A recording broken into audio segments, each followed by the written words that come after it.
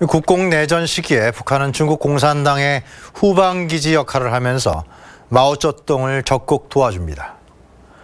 또한 1950년 6.25 전쟁 당시 중국 공산당도 국공내전에 참여했던 조선우영군 부대 3개 사단을 북한에 급파했습니다.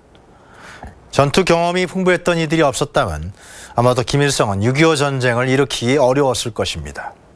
더욱이 6.25 전쟁에서 마오쩌둥은 그의 아들을 미군 폭격으로 잃게 됩니다. 그래서 중국과 북한은 피로 맺어진 혈맹관계, 순망치안이라고 불립니다. 그러나 1972년 2월 21일 닉슨 미 대통령이 베이징에 도착하면서 이 북한을 둘러싼 국제환경은 변하기 시작합니다.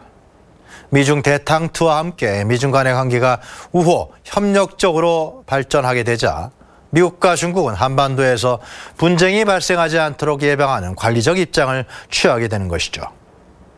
1979년 1월 1일 미중 간의 국교 정상화가 이뤄졌고요. 카터 행정부는 남북 미중 동시 교차 승인을 추진하기도 했었습니다. 북한이 핵 개발을 본격 추진한 시기는 아마도 1991년 사회주의 종지국인 소비에트 연방이 붕괴되고 과거 혈맹관계였던 중국이 한국과 국교 수립을 맺게 되는 1992년경부터 아닌가 추정됩니다. 중국은 북한에게도 개혁개방 정책을 권했지만 북한은 국제적으로 고립된 상황을 타개하기 위해서 핵 개발을 비밀리에 또 적극적으로 추진한 것입니다. 북한은 정권 안정이 보장되지 않는다는 판단을 한 것이죠. 장점인 김정일 시기부터는 북중 간은 혈맹적 동맹 관계가 아닌 상호 국익을 우선시하면서 전략적으로 또 지정학적으로 상호 활용하고 이용하는 관계로 바뀌게 됩니다. 중국의 대한반도 외교 정책은 미국과 우호적 관계를 유지하면서 한반도를 안정적으로 관리해서 중국의 군사적 영향력이 동북아시아에 확대되도록 하는 것이 골자입니다. 따라서 북한이 핵 개발을 강력 추진해서 한반도를 긴장 상태로 몰아넣는 것을 중국은 결코 원하지 않습니다.